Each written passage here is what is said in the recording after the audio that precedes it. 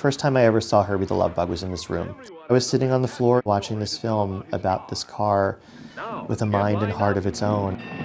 For the one that tops them all, it's the story of Herbie, the screen's first four-cylinder star.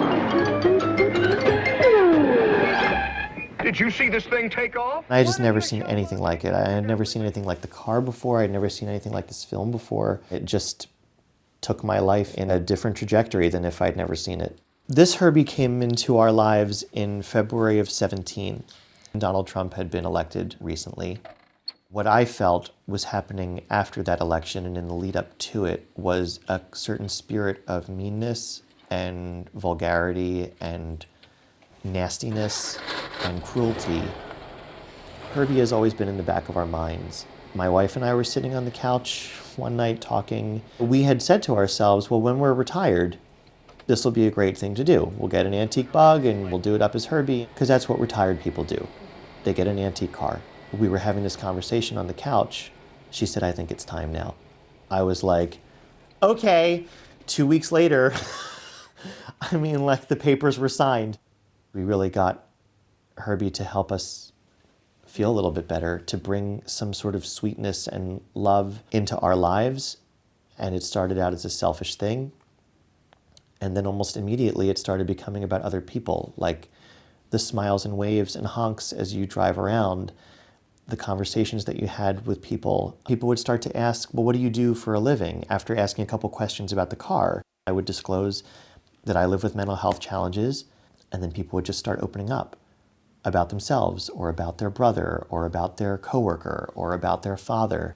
These conversations about mental health and about suicide were just happening organically. And then I was like, oh, I can do it on purpose. I can make this happen.